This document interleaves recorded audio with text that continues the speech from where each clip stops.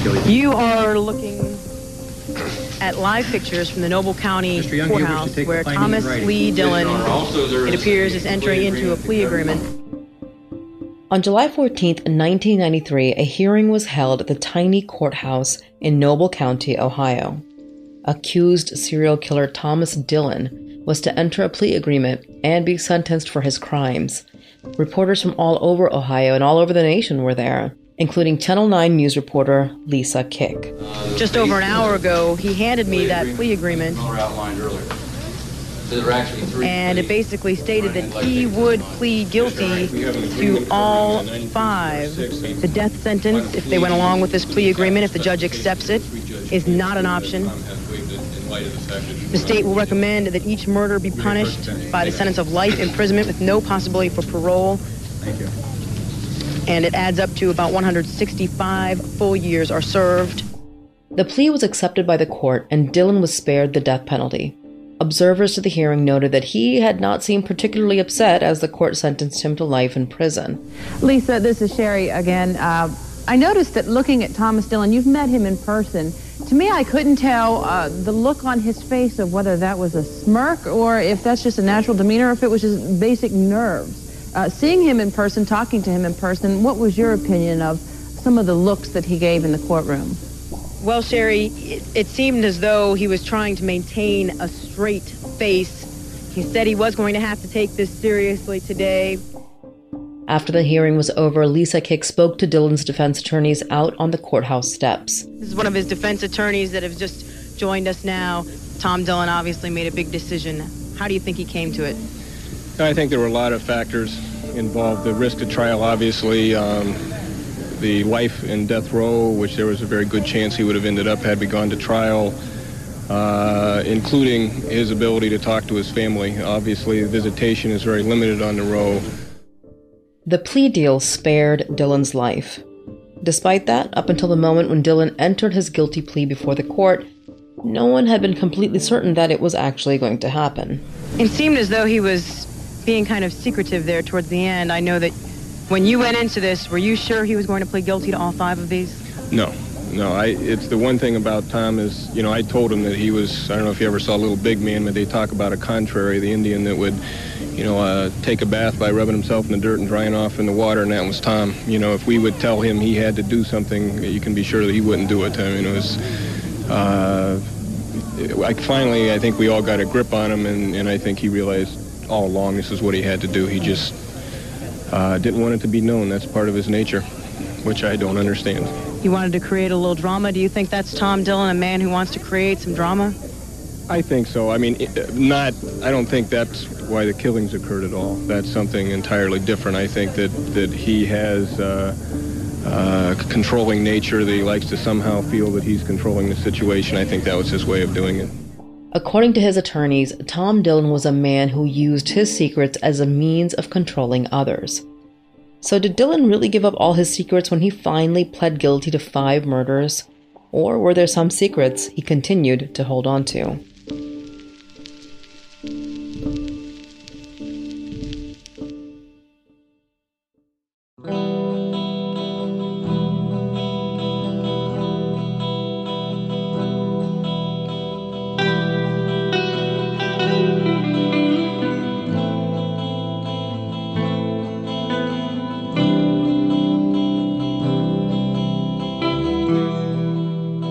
Hi and welcome to Undisclosed. This is episode 13 of The State vs. Jeff Titus.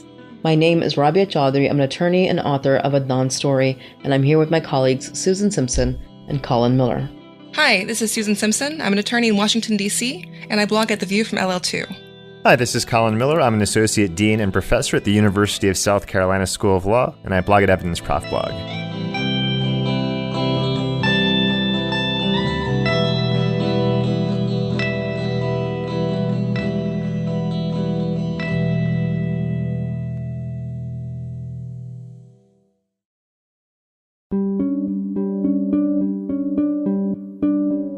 Even before Thomas Dillon confessed his crimes to law enforcement, Dillon had confessed to at least 2 different reporters, including to Lisa Kick at Channel 9. Just one day before, in a telephone conversation with me, he admitted he was guilty of all 5, that he had killed them all. He said, "I blew them all away." Defense attorney David Doughton noted that Dillon's habit of running to the media every chance he got had complicated matters, for both the defense and prosecutors alike. Were you surprised that he talked openly at least to 2 media representatives? Originally, we had told him over and over again, not to for obvious reasons, but obviously we can't control who he makes his collect phone calls to. We thought we had that under control, and we were very surprised that after the July 2nd statement, which in fact had gone very well, that he called media, and that was very much a surprise. You might be surprised to know that at 12:15 he handed me a copy of the plea agreement as well as the psychological evaluation. He said, "These are my only copies, Lisa. Make sure I get them back." So I'm not surprised about that at all. He refers to you as his girlfriend, as a matter of fact. I know you'd love to put that in. Yeah, thank you. Well, once again, we are live. This is what live television does to you. Thank you very much.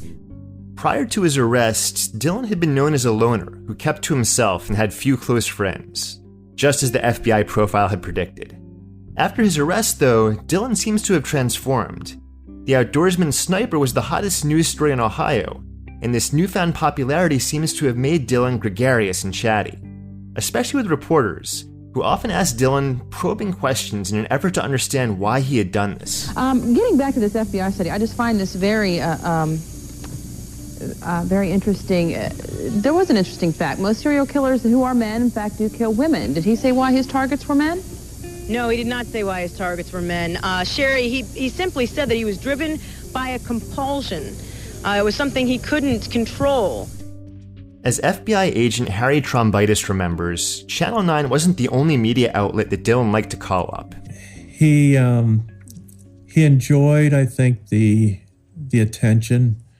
And so anybody that would give him some attention, I think he was, he had a girlfriend that worked for the Akron Beacon Journal, and she's a nice lady. But, he played her. And, in all fairness to her, if you have a chance to have conversations with a serial killer, you're probably going to take a lot of gruff, from that person. And so he liked the attention. Tom Dillon never expressed any remorse for his crimes, and seemed to feel very little in the way of regret. Once, when the reporter at the Beacon Journal asked him whether killing people had been worth it, when it meant spending the rest of his life in prison, Dillon had responded, "In a way, yes, in a way, no." And now that he finally had been caught and his crimes had been revealed, Dillon appeared to delight in how shocked people had been once they'd heard about what he'd done. They find it hard to believe that someone that looks as normal as me would do something like that. They're fearful of me because, if I had shot my wife, they could understand that, and there wouldn't be any interest in this, because that happens all the time. But 5 strangers I didn't even know, that's why they're fearful. That could have been them. That's why. They just don't understand, and they never will. This semi-exclusive access to a serial killer that Dillon was offering had been an enticing lure to reporters, but it hadn't come without a cost. The story was in the headline for months, and so reporters continued to take Dillon's calls, even when his prying attention began causing them difficulties in their personal and professional lives. As the reporter from the Akron Beacon Journal described in her series on Thomas Dillon, Today was a weird day. An alleged serial killer, with a notoriously twisted sense of humor, professes his affection for me. On the other hand, my husband demands to know what the bleep I can possibly find to talk about for 2 hours, with a man who supposedly kills people and animals. It wasn't just reporters that Dillon called either. He was often on the phone with Agent Trombitis as well.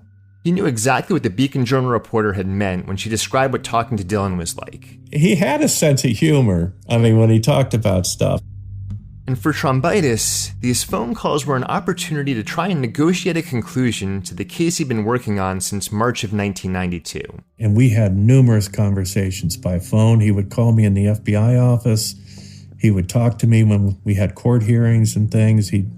I was constantly talking to him about, let's get this worked out. If Dillon had decided to take his case to trial, he almost certainly would not have been convicted on several of the murder counts that he ended up pleading guilty to. In fact, for 2 of those murders, Dillon had never even been indicted. There hadn't been any evidence that the prosecutors could take before a grand jury. But as Tom Dillon himself acknowledged in his interview with Lisa Kick, for 2 of the other murders, the prosecutors did have some pretty solid evidence. They had the murder weapon. If they wouldn't have had that gun, they wouldn't have a case against me. You sold it the day of? The day of April 5th, 1992, when I shot Gary Bradley. 3 hours later, I sold it at a gun show, and the dealer lived 2 miles away from me. I killed Hawkins and Bradley with that gun, the last two victims. My attorney said, how could you be so stupid as to do so? That's the only piece of evidence they had against me. Without the Swedish Mauser that was used to kill 2 of the victims, Dillon might have walked free. But with the Swedish Mauser, Dillon was probably getting the death penalty. He's very willing to face death. He's told me in the past he did not want to face, though, the isolation that you would be given on death row. No phone calls. I believe it's 1 phone call a year.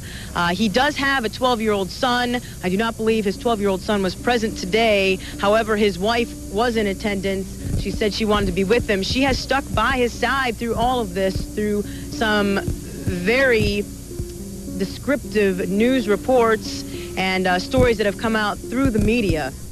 And so, a plea agreement was reached. And before that, in an interview with task force investigators, Dillon gave a 5-hour videotaped confession to law enforcement, though we don't have a copy of it.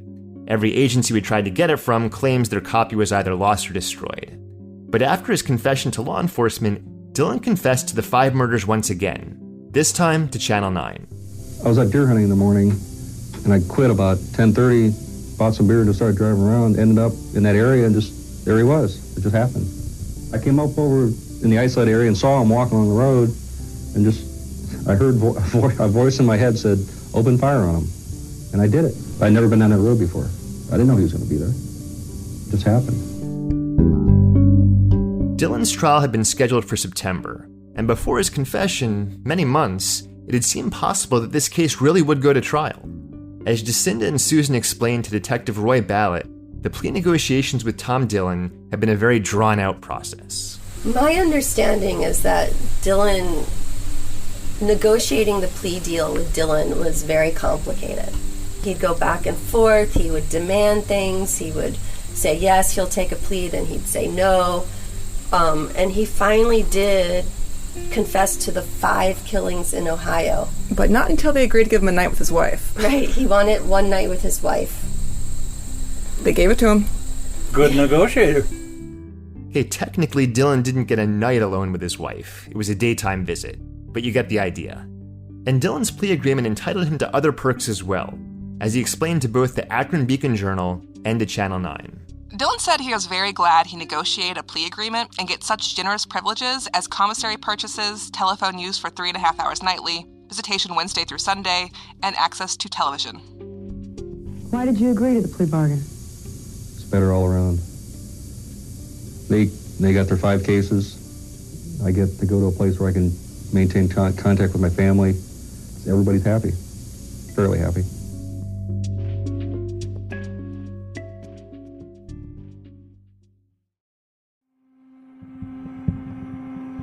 The only crimes Dillon pled guilty to were 5 homicides that had taken place in southeastern Ohio over a 3-year period, from April of 1989 through April of 1992. But Thomas Dillon had been, in the words of Agent Titus, a one-man crime wave. And over the years, he'd committed countless arsons and other vandalisms, causing millions of dollars in property damage. After his plea, investigators from Tuscaroras County had taken him out and driven him around to have him identify which of the other unsolved crimes in the county he'd committed. Are you saying you burnt 2 buildings here? Yeah, house and a barn. You want to tell us how you did it?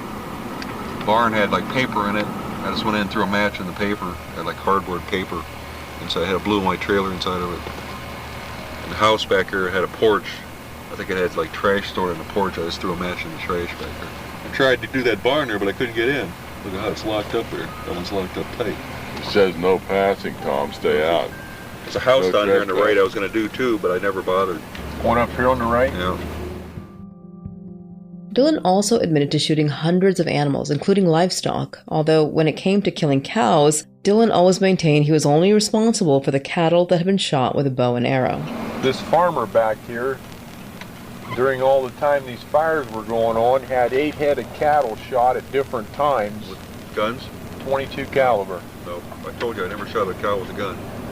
Never shot a cow with a gun. But during your confession, you admitted to Shyrock that you shot horses, and so what's the difference? A horse, because that was at Appaloosa, and he was 100 years. That's here with a .22 caliber. That's different.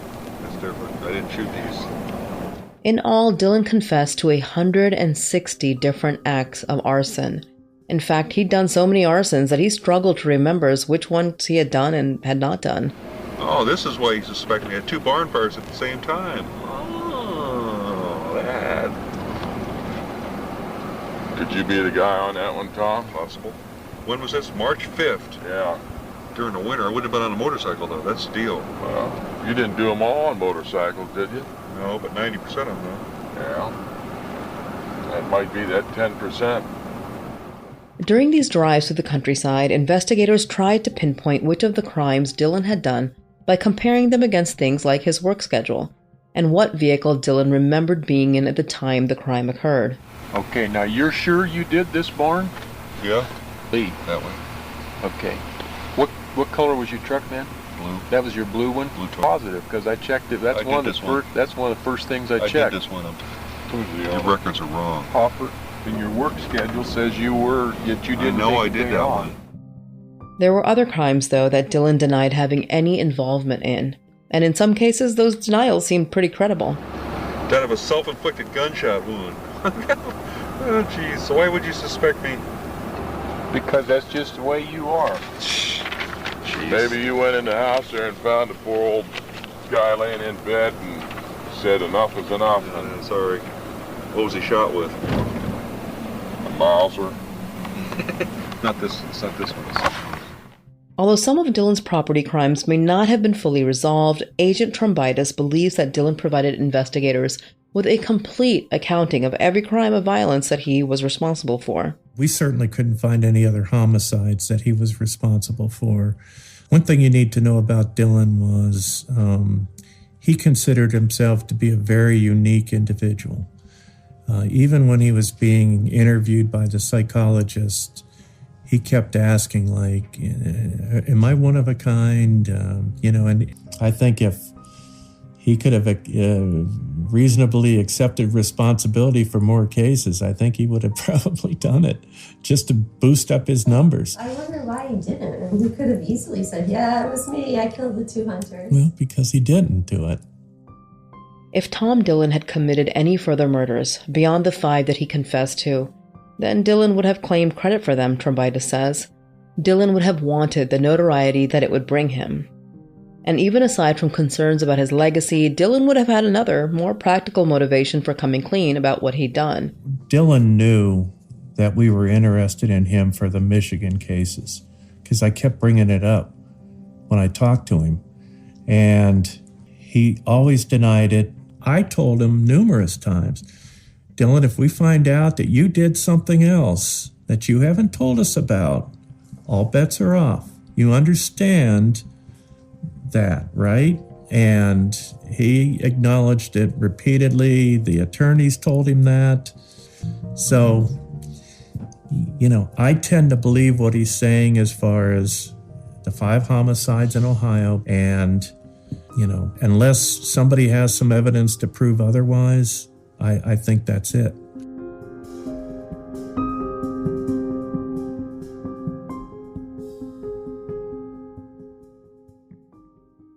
There were no known witnesses to the murders in the Fulton Game Area, but there were several witnesses who told detectives Bruce Bursima and Roy Ballett that shortly after the murders occurred, they'd seen something suspicious. Several people saw and heard the vehicle in the ditch. The neighbors had come down and taken a look at it. So we knew that that had happened shortly after the shots were fired. And if that's not a red flag, I'm not sure what is.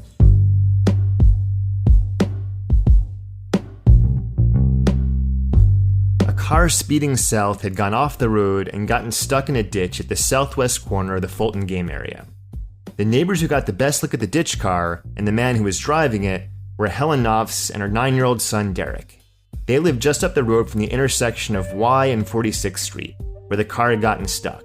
So they headed down to see if they could offer any assistance.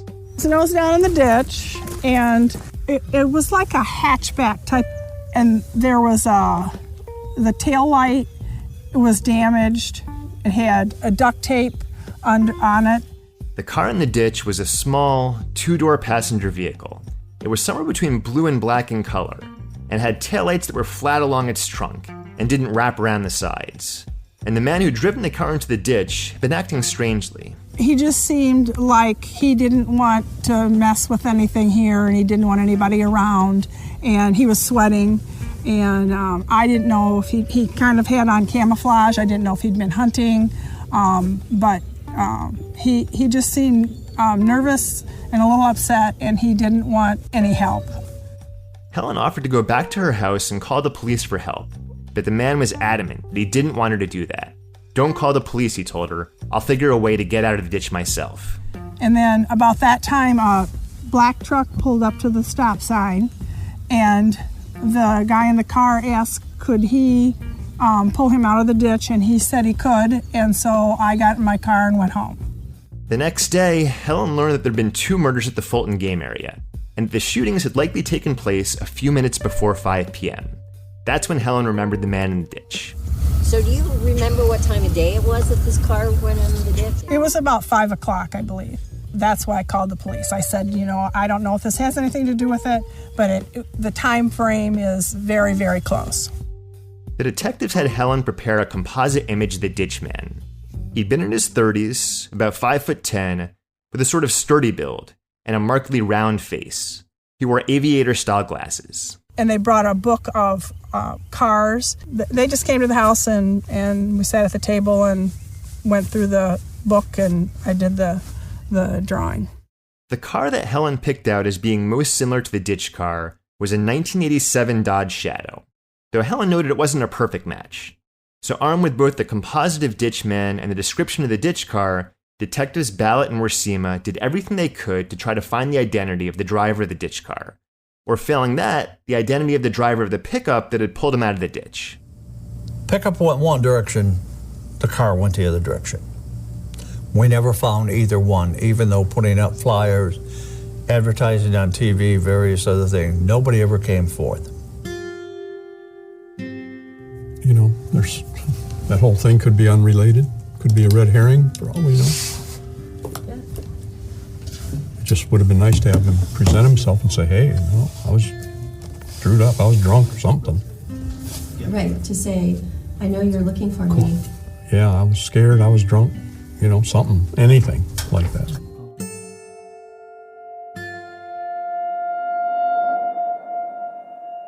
It was a few years later that the Ohio Task Force got in touch with Kalamazoo and let them know about the suspected serial killer they were tracking. I think it was at least 2 years, maybe 3, that they came up with this gentleman who had been suspected of shooting hunters down in Ohio, and they thought that he seemed to meet the description of the fellow that went in the ditch here. So the detective set up a visit where my husband and my son and I went down to Coshocton, Ohio, and we did a lineup and identified a man from the lineup that looked to my son and I both a lot like this man, and that we picked him out of a lineup. So that's like it was, like I say, a couple years afterwards that they did that. Wow, that was an interesting experience to go. It was quite an interesting experience. It isn't like you see on TV when they do lineups. You're peeking through a little hole in a door, and my son had to stand on a chair to be able to see. So, yeah. Detective Bruce Worsima attended the lineup in Ohio, as did Detective Terry Van Strain, who in 1992 had been newly assigned to the Fulton Game Area case. However, there's no report in the case file about the detective's trip to Ohio. I do remember doing dictation with Terry Van Strain in regard to that case. I can't imagine why it wouldn't be in there. It's got to be, it was put in, and I remember vividly dictating that stuff, Terry and I.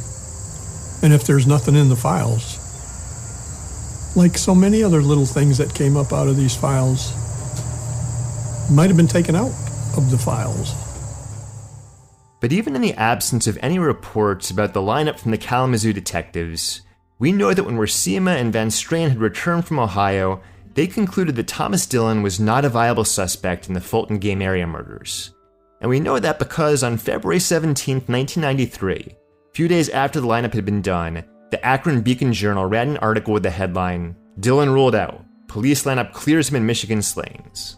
Take a look at this paragraph here. So this was printed in a paper just a few days after the lineup. Can you read it for us? Sure. Lieutenant Terry Van Strien of the Kalamazoo County Sheriff's Department in Michigan said 2 witnesses did not pick Dillon as the man they saw in the area about the time 2 hunters were gunned down November 17, 1990 in the Fulton Game Area.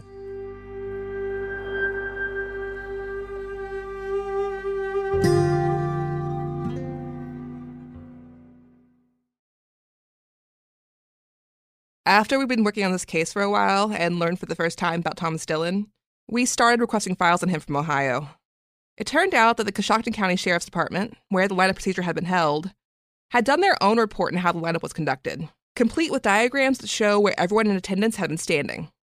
There is something decidedly odd, though, about how that report was written. What's interesting is that Coshocton wrote up a very detailed 3-page report on the lineup, and they sent it to Michigan, Kalamazoo.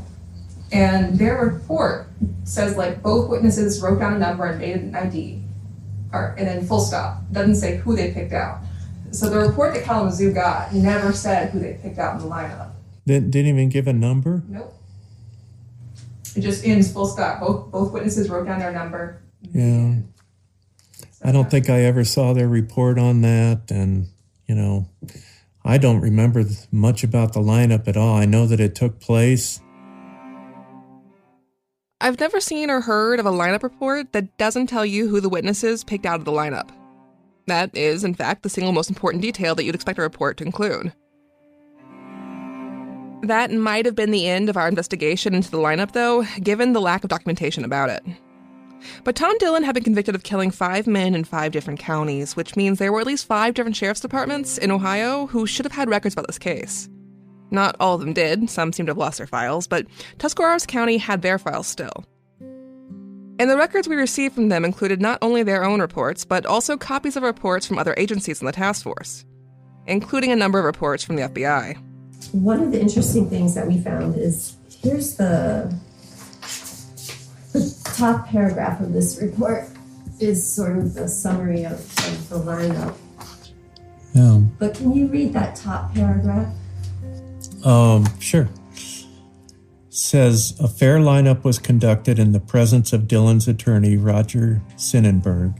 Upon the completion of the lineup, it was learned both witnesses positively identified Dillon as the individual they saw at the vehicle stuck in the ditch. So it was a positive identification. It said it looked like the guy that they remembered seeing in the ditch. Absolutely, yeah.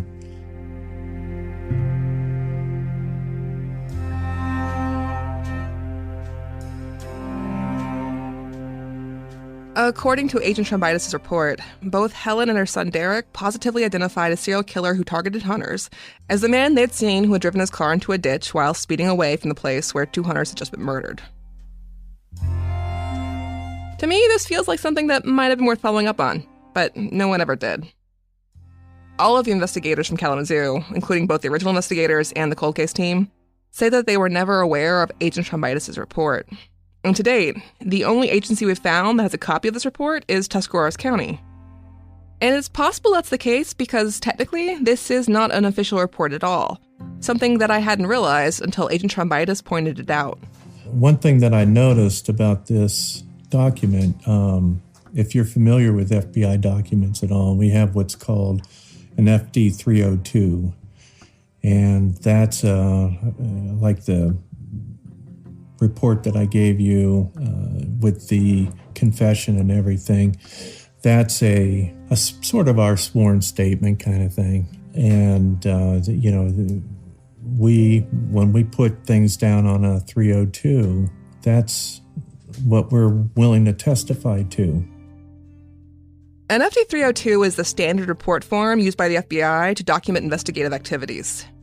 It's the form that federal agents use for reporting things like what a witness said in an interview, or taking an inventory of items seized in a search, or recording the results of a lineup. I had thought, or rather I just assumed without thinking, that the report in the Coshocton County lineup had been an FD302. And it did use the exact same format and font as the other FD302s in the file. But this report was not a 302. It did not have the standard 302 header. It had no header at all, in fact. Just a case number and the agent's initials. When we do an insert, we call it an investigative insert, where I was just reporting some investigative activity that occurred. So I'm just struggling to try to remember much about it, about the lineup and that. I didn't know if I was told the results of the lineup and that's what I did my insert on, or whether, I firsthand saw, that the identification was made. I just know that 2 people had picked them out. I can't dispute any of that. It doesn't change anything in my opinion of the case. An insert is not a standard bureaucratic form. It's really just a piece of paper that's used by FBI agents to record what they have termed non-testimonial investigative activity. That is, investigative activity that the agent would not testify about in court. This lineup took place nearly 30 years ago now, and Agent Trombitis has little memory of it today. Unfortunately, no one else recalls much about it either. For instance, we know from the report from the Coshocton County Sheriff's Department that Tom Dillon's attorney was there for the lineup, but I asked him, and he told me he does not recall Dillon ever being a suspect in a case from Michigan, let alone that there had ever been a lineup done with witnesses from that case. And when Jacinda and I told Kalamazoo Detective Roy Ballard about the investigative insert, he was just as shocked as we had been. I have no words for it. If that is what occurred, it's a classic screw-up as far as I'm concerned, because there's nothing in that I ever saw or heard about in the report. It should have been known somewhere between Ohio and Kalamazoo County Sheriff Department. 2 people dropped the ball. Yeah. That's all I can say is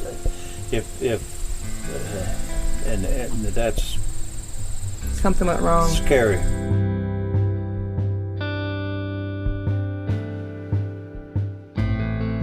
I have no answers about what happened here. I wish I did. But I don't know why no one in Michigan knew about Agent Trombitis' report, and I don't know why Detective Van Streen told the press that Helen and her son had failed to pick Dillon out of the lineup when in fact they had picked him out. And I don't know who at the lineup ever even knew that a positive ID had been made. The witnesses wrote down numbers, so they didn't say it out loud. They wrote down the number of the person. So there was no verbal... Which identified Tom Dillon. Then where in hell were these other 2 idiots, and why didn't they get that same information? That's the first thing I would ask. As an attorney, reading this whole situation, all the files on this, the part that stands out to me is that Dillon's attorney, he knows this. He knows the ID is positive. And he immediately says, okay, client, go talk with the FBI agent all by yourself. I'll just be out here joining those guys for a smoke break. Right. I cannot imagine my client, after a positive ID for a crime he has not even been charged with yet, your first response is, go talk alone to the FBI guy. Have some fun. I can't imagine that happening, but it did. In Agent Trombitis' insert about the lineup, there's a second paragraph that describes what happened immediately after the lineup had concluded. After the lineup was conducted, attorney Roger Sinnenberg approached Agent Trombitis and that his client Thomas Dillon wished to speak with Trombitis alone. Attorney Sinnenberg advised he had no problems with S.A. Trombitis talking with Dillon. S.A. Trombitis met with Dillon for approximately 20 minutes in an interview room at the Coshocton Sheriff's Office. So you're at the Coshocton lineup. The 2 witnesses ID him, the serial killer, they pick him out, and immediately he says, where's Trombitis? I want to talk to him. Well, because I was there, so he only has a certain amount of, if I'm there and available, he wants to talk. Why he wanted to talk to me in this particular moment, I don't know. I don't recall anything about, geez, I hope they didn't pick me out kind of thing. You talk to him alone. I wouldn't want to be like, so, buddy, what's up with that? They picked you out. You know what that is? Or no, I don't think I would say anything about the outcome of whether we did or didn't pick him out. And it's possible, and again, this probably it doesn't satisfy you, but if they didn't say it out loud and they dismissed the lineup, I might have gone right out as well without knowing whether there was a positive identification or not.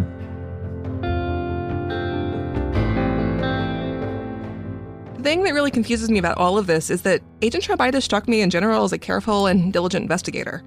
And he had no interest in protecting Dillon. I have zero doubts about that. He wanted Dillon to die in prison. That was his mission.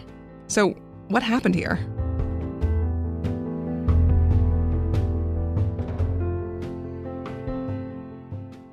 The file from Tuscarawas County has also contained a report from Agent Titus about his private, no attorneys allowed interview with Tom Dillon. And this time, it was reported in an actual FD 302 form. According to that 302, the reason that Dillon had wanted to talk to Titus was to thank him for his good treatment of Dillon during the initial interview after his arrest. Dillon then told Titus about, quote, his boredom at the Lake County Jail and advised he was not able to watch television. Dillon complained about some other things as well. He told Titus that, quote, if Richard Fry was really his friend and wished to help, why didn't he step in earlier and do something to stop him? He wished there would have been somebody that could have stepped in and helped him, but his wife Kathy was too meek of an individual, and his supposed friend Richard Fry never made the attempt.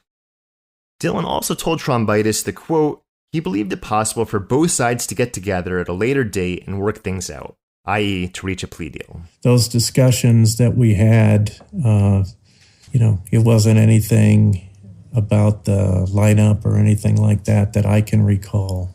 I don't think he was worried about that at all, to be honest with you. Dillon's attorneys let an FBI agent speak to their client in private immediately after he'd been identified as the man who'd been fleeing from the scene of a double homicide. But they weren't letting just any member of law enforcement to have access to their client. His defense attorney is not going to would not allow us to talk to the man. Why not? Why wouldn't he want him to talk to you? I don't know. He just would not. Detective Bruce Worsima had tried to talk to Dillon, but Dillon's attorneys refused. The same thing happened with other suspected cases out of Ohio as well. When the Pennsylvania authorities also requested to speak to Dillon about the murder of a hunter that had occurred in their state in 1984, they got the same answer that Worsima did. Still, Detective Worsima says even without being able to speak to him, there have been two further reasons that Dillon could be ruled out as a suspect. But I could not place him up here, and they did place him in Ohio in the afternoon of these murders. The agency in Ohio ran it down, and they identified him as being in a game area in northeast Ohio, and the investigators in Ohio were not able to place him in any vehicle that Mrs. Knopf had seen. Ohio told the Kalamazoo investigators that Dillon had an alibi for the murders in Michigan, and that Dillon would not have been in a car like the one that had been driven into the ditch near the Fulton Game Area. And after hearing that, the Kalamazoo detectives had concluded that Dillon could be ruled out as a suspect in the Fulton Game Area murders. And once that game officer put him at the other thing on that day, it was kind of like, well, we got to move on from that.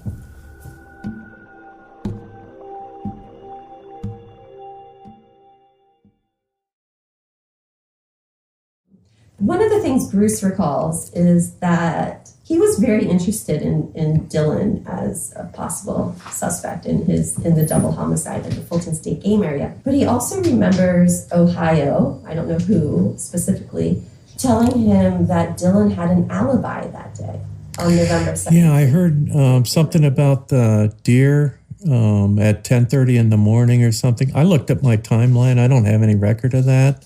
So I don't know. I can't. That was news to me. It was not due to any alibi that Agent Titus had ruled Dillon out as a suspect in the Kalamazoo case.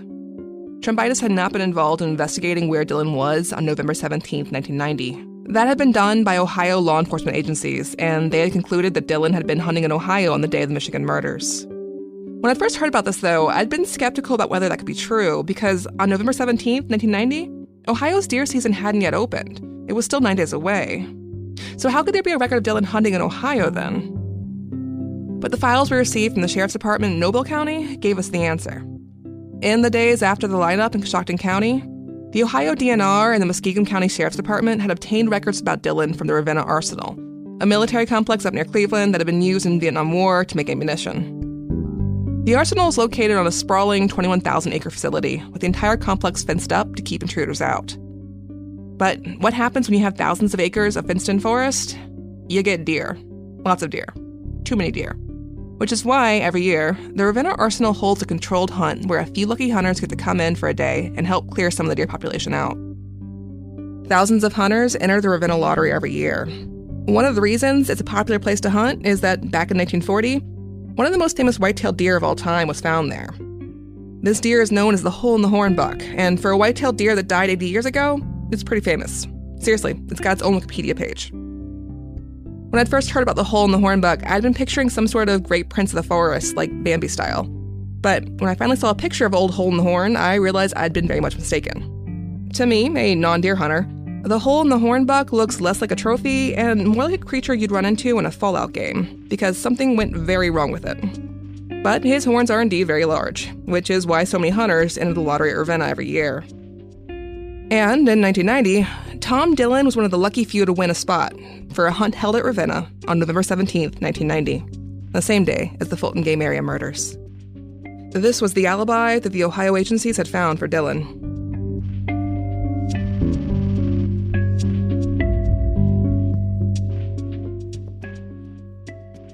On the day of the scheduled hunt at Ravenna, Tom Dillon would have arrived at the arsenal before sunrise. He would have been checked into the complex, given a quick briefing by arsenal officials, taken out to his assigned patch of forest inside the arsenal grounds, and then left there to hunt. And Dillon's hunt at the arsenal that day went well. At 10:30 that morning, he shot a buck. We know this because in files from Ohio, there's a deer tag that was filled out that day to record his kill. Jacinda and Susan spoke to Detective Ballot after they'd found this record. We know he tagged the deer at 11:20, so after that, he's free to go where he wants. 11:20 is when the deer so tagged. From 11:20, he could have come anywhere or gone anywhere, and that's weird. And we know it's about a 4-hour, 10-minute drive to the game area. To the game area in Fulton. That's a lot more accessible than Jeff Titus was. Thomas Dillon had been ruled out as a suspect in the Michigan cases because this deer tag had supposedly provided him with an alibi. But it's not really an alibi. What it shows is that on November 17th, 1990, Dillon shot a buck at 10:30 a.m., and that buck had been tagged at the check station at 11:20 a.m. At that point, Dillon would have been escorted off of the arsenal property and on his way. But the Michigan shootings occurred just minutes before 5 p.m., which means that Dillon would have been left with a window of 5 hours and 30 minutes in which to make a 4-hour and 10-minute drive from Ravenna to the Fulton Game Area. I don't know what to say. I'm shocked. I had no idea about that. At least it should have been, there should have been more attention paid to it. So if he checked out at 11, that's plenty of time. It's a bit close, but it's more than enough time. The drive from Ravenna to Fulton wouldn't have left Dillon much time to spare, but it would have been doable. And this is a case where, at trial, the prosecution's entire theory is that Jeff Titus committed these murders by inexplicably sneaking away from the Shepherd farm and making a speed run out of driving back home, committing the murders and then driving back. Clearly, the prosecutors had no objections to theories that require suspects to make long and convoluted drives to commit murder at the Fulton Game Area. Because if they did, they'd never have charged Jeff Titus. And there's a reason that Tom Dillon might have wanted to drive across state lines that day. Because in 1990, Ohio had a one-and-done policy when it came to deer hunting.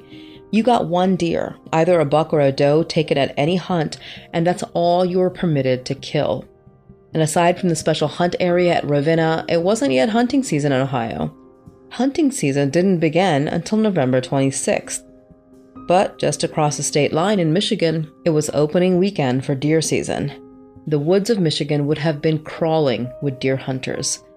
And if, after leaving Ravenna, Tom Dillon had wanted to continue deer hunting, or if he had wanted to switch to hunting deer hunters, he would have had to leave Ohio to do so.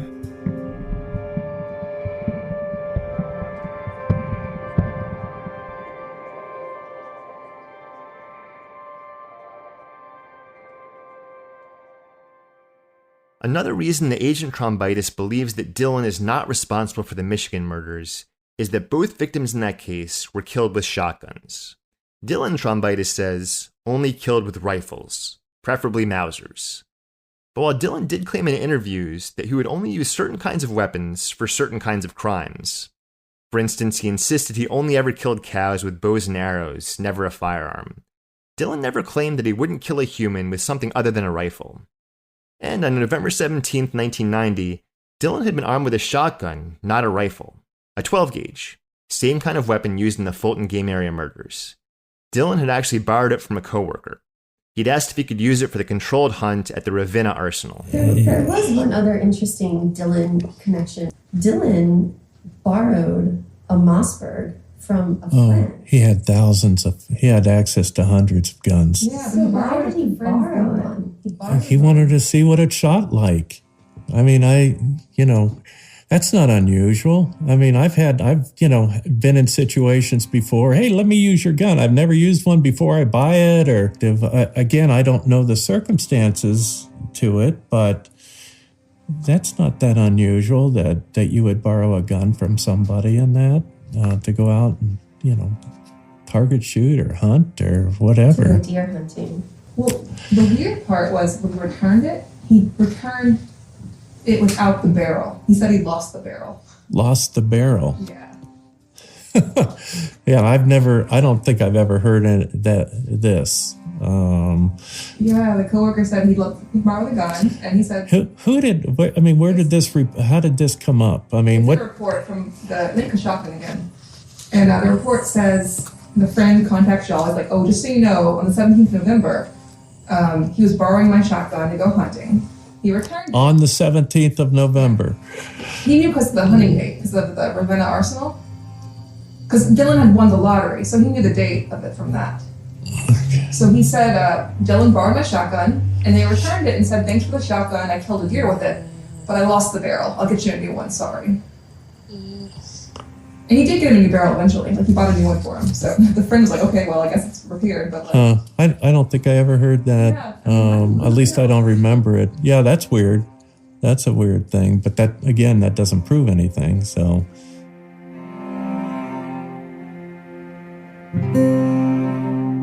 Actually, on November 17, 1990, Dillon didn't have just one shotgun. He'd had two shotguns that he'd borrowed from two different coworkers. In advance of the hunt at Ravenna, Dillon had approached both coworkers to ask if he could borrow a shotgun, and both coworkers had agreed to lend him one. It wasn't until after Dillon's arrest for the serial killings that the two coworkers compared notes and realized that Dillon had been borrowing a shotgun from each of them at the exact same time. Which was strange by itself, but what was stranger still was that when Dillon had returned their shotguns, one of them without its barrel, Dillon had told both of them the same thing. Thanks for letting me borrow your shotgun, he said. I used it to kill a buck at Ravenna. This couldn't have been true, of course, not for both of them. Dillon must have been lying to one of his coworkers, because he only could have used one of the shotguns to kill the deer that he'd tagged at Ravenna. The other shotgun, he must have used for something else.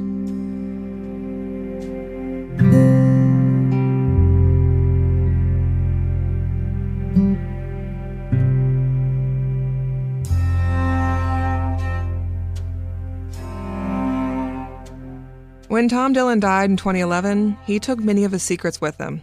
We will probably never know what he did with that second shotgun, or how exactly he lost the barrel to the first one. He never admitted to law enforcement that he'd committed any crimes on November 17, 1990. If Dillon had said he'd done them, what would you have done? Oh my gosh. If Dillon if Bruce or the detectives weren't there, I mean, that would have been our first phone call. Hey guys, we got your killer.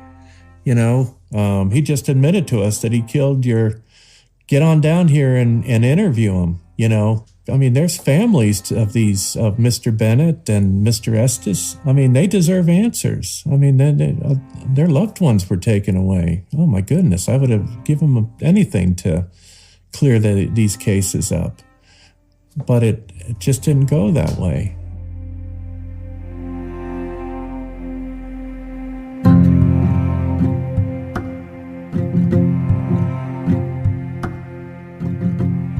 Once Dillon denied to law enforcement that he'd committed any murders beyond the 5 he pled guilty to, the investigation into his involvement into any other homicides came to an end. Things just didn't go that way. But Tom was a chatty kind of guy, or at least he was after his arrest. And just because Dillon never confessed to law enforcement, that doesn't mean he wasn't talking to someone. Why'd you talk so openly with me and then confess to me on the phone the day before you told authorities? Seemed like a trustworthy person. I don't know. Why do people do things? I don't know. Like I told you on the phone, it's easier to talk to a stranger than your own relatives or your attorney, you know? It's, you know, like talking to a priest. You can confess a stranger, but not to somebody you've known. I don't know. Next time on Undisclosed.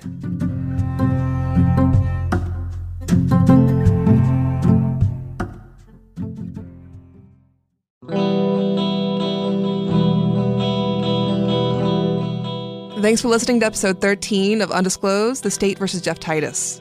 There's no addendum this week, but we're back on Monday with episode 14.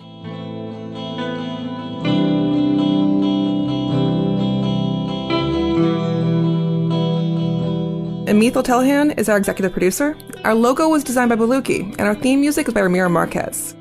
Audio production was done by Rebecca Lavoie of Partisan Crime Media and host of the Crime Writers On podcast. And music from this episode is by Blue Dot Sessions. Transcripts for episodes are available on our website at undisclosed-podcast.com. They're brought to you by our amazing transcript team, Dom Logus, Britta Bliss, Skylar Park, and Eric Fladell. And of course, thank you to our sponsors for making it possible for us to come back week after week. You can follow us online, and on all social media, our handle is @undisclosedpod. We're at Instagram, Facebook, and Twitter. And if any of our listeners out there have information in Jeff Titus' case that they'd like to share, we'd love to hear from you. You can reach us at undisclosedpodcast@gmail.com, or you can call and leave a message at 410-205-5563. That's all for this week, and thanks so much for listening.